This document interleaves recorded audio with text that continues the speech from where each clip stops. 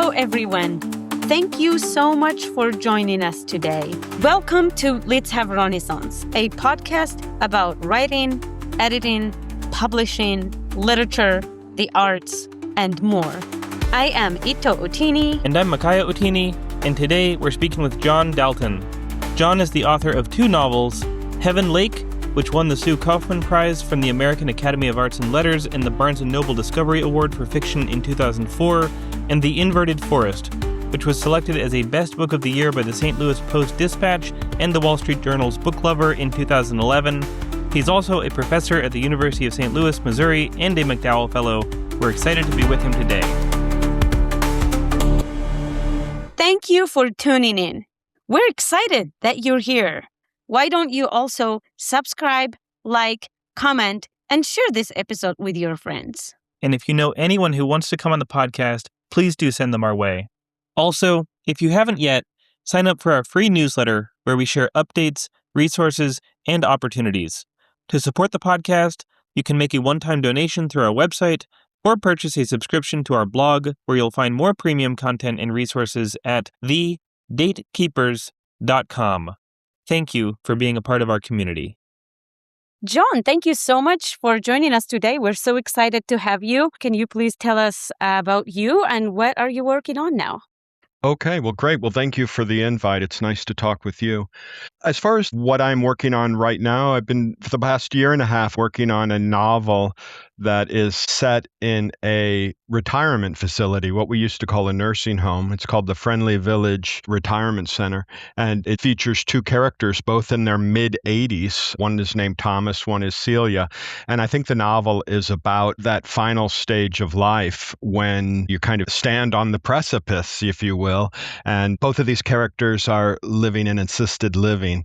So it's kind of an exploration of where one gets meaning in the last few years of their life and what matters and what doesn't.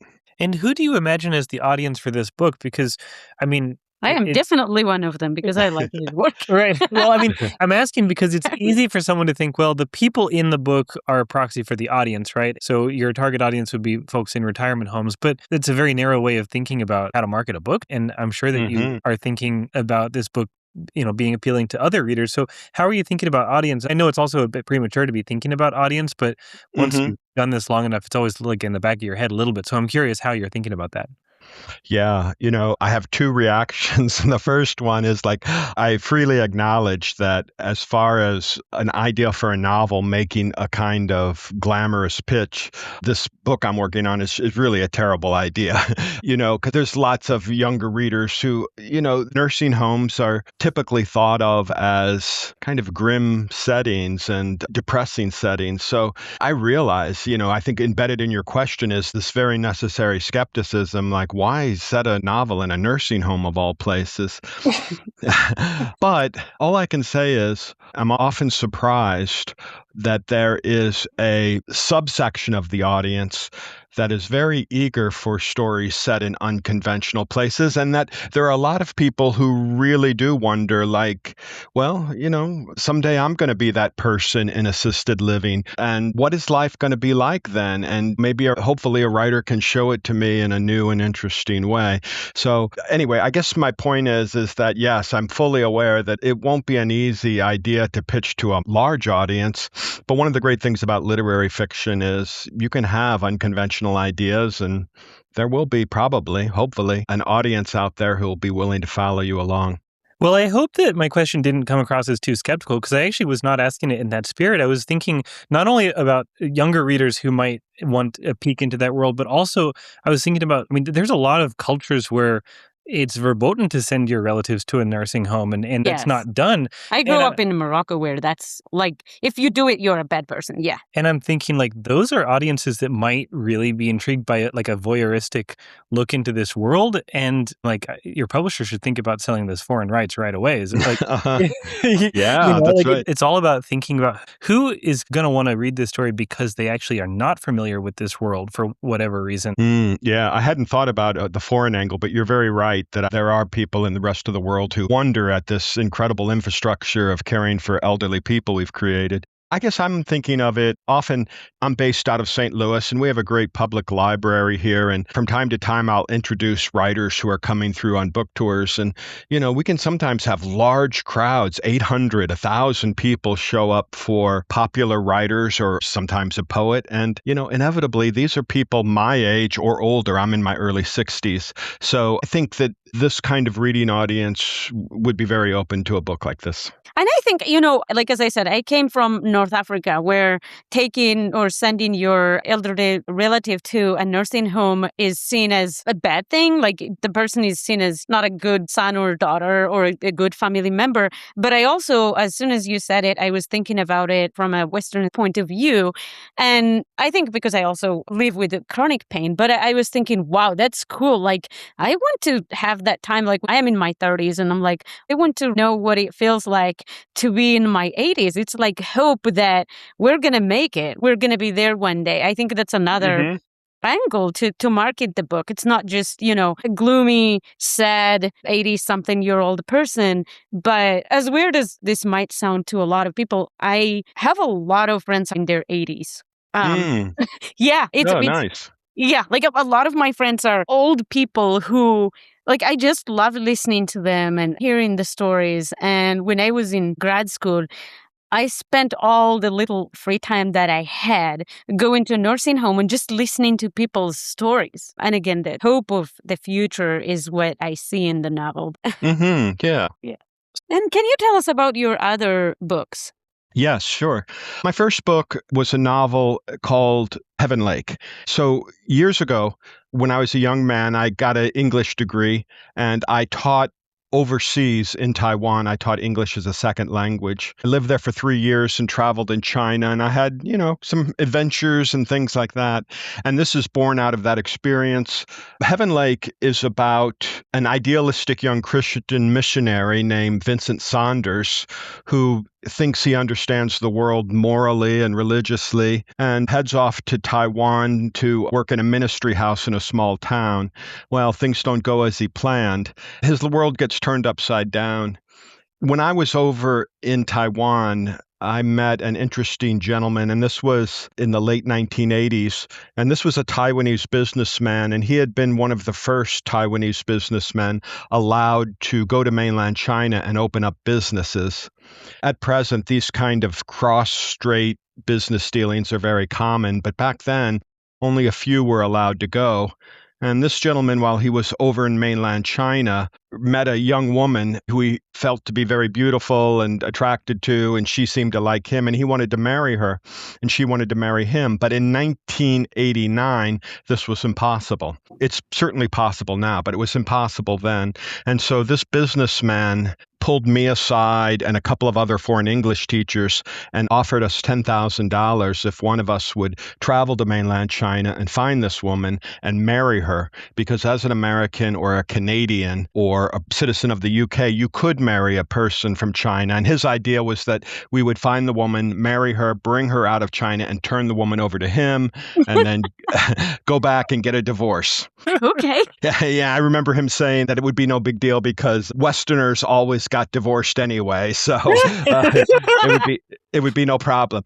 So even though the guy was kind of drunk and kind of full of it, while he was making this proposition, I knew I wanted to be a writer, and I knew it was a really great idea for a novel. And so that's what Heaven Lake is about. It's about a disillusioned Christian volunteer who, in an act of desperation, agrees to take on this mission to travel to a very remote part of China, northwestern China, where a lot of people who are called Uyghurs live, and to marry a Chinese woman and to bring her back and turn the woman over to this Taiwanese businessman and then go as separate ways. So I had this idea that I felt passionate about. I'd always loved writing, always loved reading, but I hadn't studied it seriously. From Taiwan, I applied to a bunch of graduate programs, and so I went and got my MFA, and that took 2 years. I was at the University of Iowa. And of course, like any naive writer, I thought I could throw it together in a couple of years, but it took longer than that. And I think by the time I had finished it, it was about 9 years later. And that came out in 2004, 2005. It was published by Scribner. And my second novel came out about 7 years after that. It is called The Inverted Forest, and it's very different. It's set in another unusual community. I tend not to be able to make up a place, a setting that I don't know firsthand. So again, with The Inverted Forest, I thought back to an experience I had when I was a young man. I worked at a summer camp, but it wasn't just a regular summer camp. The first 3 weeks were set aside for individuals from the state facility. So often these individuals might have extreme autism or Down syndrome, and they spent their lives in the state hospital. But some of the higher functioning ones were sent off to summer camp for 2 weeks. And I was a 19-year-old young man, and I got to take care of them, which was a daunting proposition back then. Anyway, The Inverted Forest is set in that world of special needs camping, and it's got a full plot, including, a kind of tragedy, a kind of murder, and a lot of stuff going on with it. But that's the world that it's set in. I'm curious if you have any advice about publishing, what makes a good publisher and what makes a good editor, and how do you go about choosing to work with a publisher or editor that you think fits your work? Yeah, this is the hard part for me because obviously I've been very fortunate and, I've known some great people in publishing, but it's all been pretty limited to these first two books. And I think, just looking at my experiences and the experiences of other people, a lot of it is doing good work that publishers think there's an audience for and that they can sell. And then the rest beyond that is luck. You can improve your luck, I think, I've seen writers who've really done a lot of networking and meet a lot of people in publishing. And I think those are very useful things to do. But none of that is necessary or helpful until you actually have a good manuscript. So the first and foremost thing is to have a good manuscript that represents you well. I love that. And what is your take on AI? Now there's a lot of talk out there about AI writing books. And I personally think that AI will never tell a good story, write a book that I would enjoy, because I always love to learn about the writers and then read their books, not the other way around. But there's a lot of talk out there about AI. Do you have any thoughts to share on that?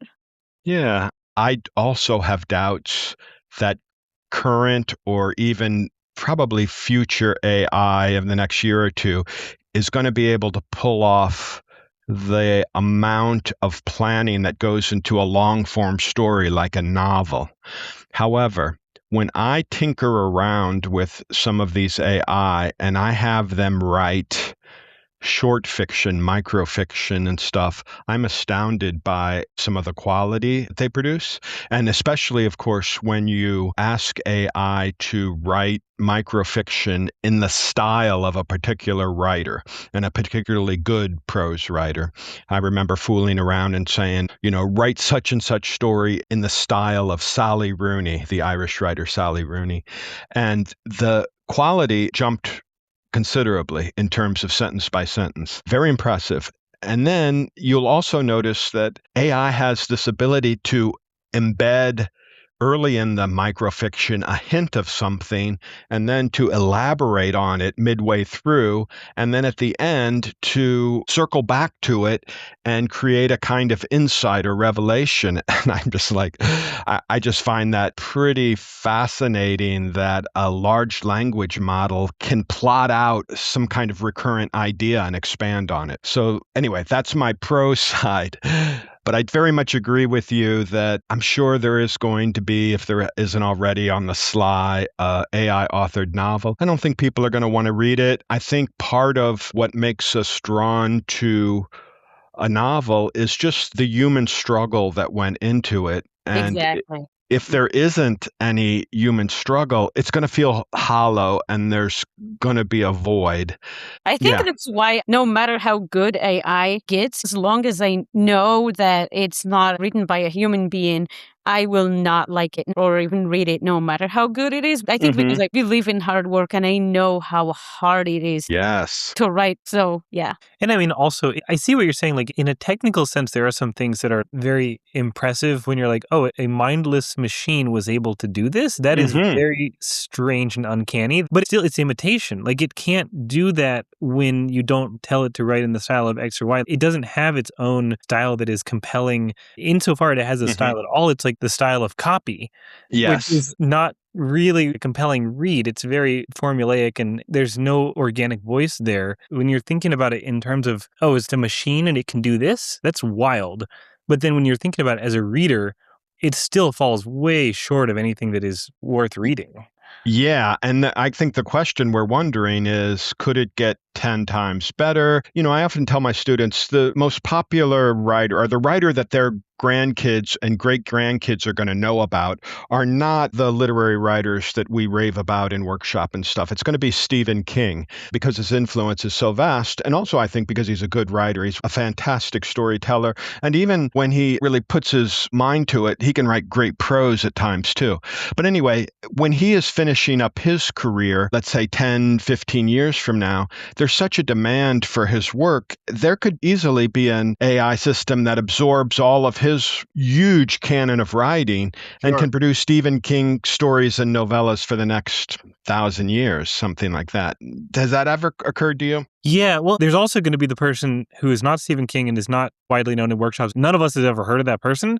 And 30 years after they die, someone's going to discover them and be like, this gem that no one knew about, I'm unearthing it, and it's a PhD dissertation, and somehow it goes viral. And Yes. I think those weird serendipitous things can happen, but I do think the lines that separate commercial fiction from literary fiction, they're already drawn in weird places, but I think it's just going to get weirder as AI plays more of a role. Because I think a lot of what's going to end up defining commercial fiction is fiction where people are willing to read it even if a machine wrote it. And it's not actually going to have to do with the quality of the work. It's going to have to do with the audience, like who the audience is and what they are willing to accept as legitimate. And I think we're going to end up using the term literary to refer to bodies of work that, because of the audience, not necessarily because of the content of the work or the style, but because of who likes to read that stuff, there's not as much of an appetite to automate it. And people putting in the hard labor to put those stories together, there's still going to be value placed on that. And that's probably going to continue to be a niche market. But I think it's going to have to do with the culture and the community around the work than with the actual content of the work itself. Yeah. Yeah, well, speaking of the content of the work, we always ask our guests to read. Do you have something you would like to share with us? Yeah, sure. I picked something from what I'm currently working on because the early chapters of this novel are short and take up 5 minutes and give you a flavor of kind of what I'm doing. So this book, it's called For a Little While.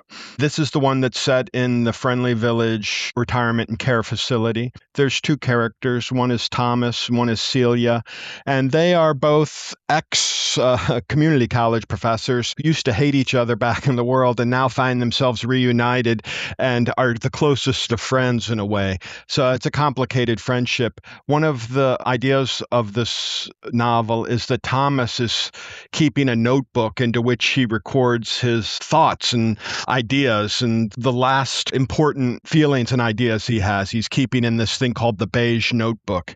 And early on in the novel, he sets down the rules of what goes into the beige notebook.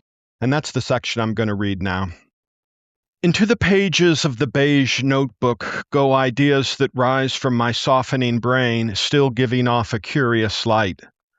A light that aches to explain. But even lighted ideas, when transferred to the flatness of an open page, are liable to lose their shine.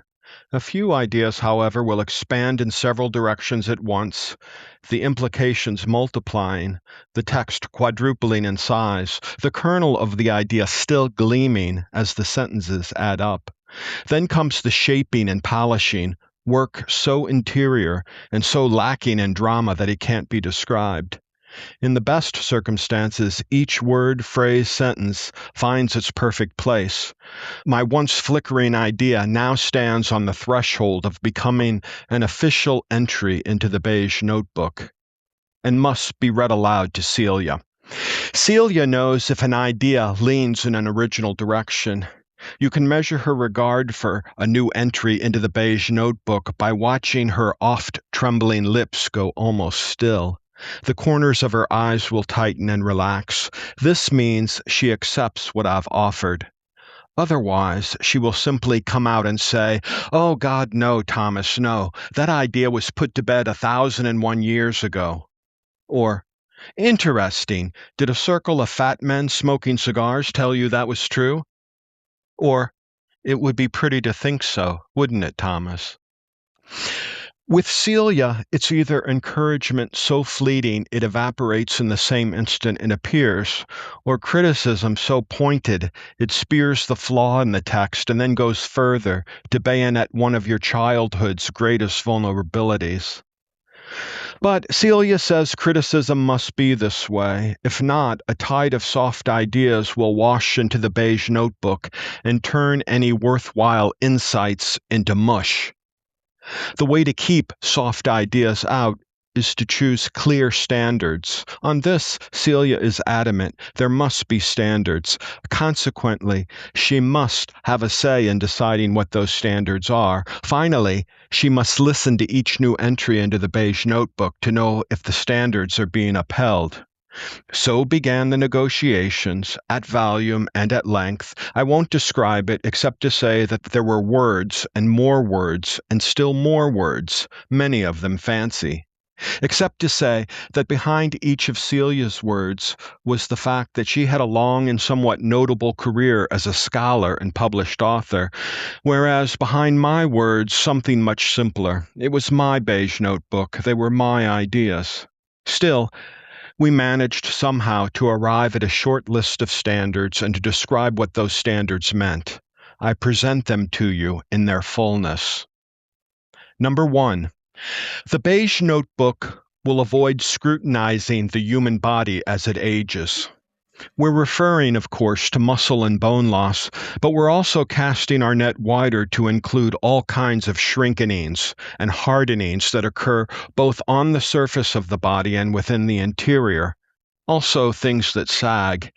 In my family, the upper eyelids begin to sag at around the age of 65. The effects are gradual. Imagine going to see a play at the theater and being so focused on the lively stage drama that it's not until the third act that you realize some prankster is lowering the curtains at the left and right corners. As conditions go, it's nothing serious. Ptosis, droopy eyelids, and it's easily corrected without patient surgery. But there are more shocking kinds of bodily collapses that might occur in extreme old age, in various caverns of the body, things that if you were to learn of them here would fill you with disbelief, perhaps even horror. Let's file all these conditions, the annoying and the grave, under a category known as the sad falling apart. And then let's leave it alone. Therefore, when the person in the beige notebook who goes by the name of Mr. Thomas William Cassidy, or simply Thomas, the person who is, in fact, me, rises from his preferred armchair in the common room of the Friendly Village Assisted Living Unit and proceeds to the dining hall for lunch, assume that it took him a while to get there, that a considerate attendant may have pulled him into a standing position, and that there may have been some hobbling involved. And when the person in the story known as Celia, who is in fact Celia Allard Gaudet, appears in her favorite chiffon tunic, lifts her arm and motions to a dining room attendant, assume, rightly, that the fabric of her tunic catches in the mechanisms of her wheelchair, and that the unmuscled flesh on her upper arms hang down and shifts about as she struggles to free it. Perhaps another example is required. Celia certainly thinks so. As Thomas Cassidy proceeds from the common room to the dining room for lunch, we will avoid reporting on his hunched-over waist and flattened, thinning buttocks. A person versed in old-fashioned literary terms, a literary scholar, might describe Thomas's buttocks as withered shanks, or might, in less formal terms, refer to his buttocks as Thomas Cassidy's missing ass. In other words, I acknowledge that Thomas's missing ass and Celia's waddling underarms are stark truths of the human condition. The problem is that in the final analysis of things, they're not very interesting. For inclusion in the beige notebook, a thing must be both interesting and true. It's an absurdly high standard. Number 2, there will be no cataloging of aches and pains in the beige notebook. Aches and pains, being very real, are not, again, very interesting. I had a friend, a very good auto mechanic, who would pry open the hood of each car he meant to repair, would look into the mouth of the vehicle, consider the engine, fold his arms, and say, authoritatively, "Ah, looks like a problem with the nodulator." He pronounced the word lovingly as nodulator. There is no such thing as a nodulator. When my friend said nodulator, he was relishing how all the mechanical parts under the hood of a car sound the same to a layperson, and he was also expressing the vague hope that of all the hundreds of things that could go wrong on a standard automobile, he could, with a single glance, diagnose the problem, the nodulator. His name was Richard. He loved saying nodulator. In exactly the same spirit, Celia and I have adopted the term Panner's phagitis. It means every non-lethal ailment that burdens old people. If Celia gets wheeled in late to the Friendly Village activity room and pushed up next to me at the craft table, she might say, "Sorry I'm late. It's the Panner's phagitis." This is wonderfully useful as it relieves me of having to hear about rashes and bunions, excretion problems, or anything vaguely related to arthritis or arthritis-like pain. Panner's vagitis, aside from sounding medically correct, conjures for me the image of a toothless old miner kneeling at a Colorado stream, shaking his pan for gold. Shake, shake, where's the gold? Celia and I love saying Panner's vagitis. Number 3. The beige notebook will not pretend that the death of an old man or an old woman is in any way on par with the death of a child or a young adult or a person in midlife. If you believe that all deaths are equally tragic, that each extinguished life is a loss to the universe or a loss to collected humanity, no matter the age, well, sorry, we happen to disagree. Roughly speaking, the more days you get, and therefore the more opportunities to understand yourself and make small and large correction courses, the less tragic your death becomes. Every now and then, more often than you would think, we get a new resident here at the Friendly Village who is shocked to the core to realize that one of the occupants in the constant care or palliative care units has died during the night, and that, by simple extrapolation, it is only a short matter of time before the same happens to them. Maybe this new resident has just gotten a very bad terminal diagnosis, a thing Celia and I like to call extra bad Panner's phagitis, and the doomed person's reaction is to look up to the fluted fixtures of the Friendly Village common room and say, "Oh God, no, how could this be happening? Why me? Why now?" This is an attitude that drives Celia and I right up the wall. Please, please, we want to say, how is it possible that you've lived 80-plus years and not understood that death in old age is part of the deal, a deal you've been willingly participating in your entire life, and now to be shocked that the contract of your life has an end date? We want to say to this person, please, please, let's not stretch the end of an ordinary life into tragic proportions.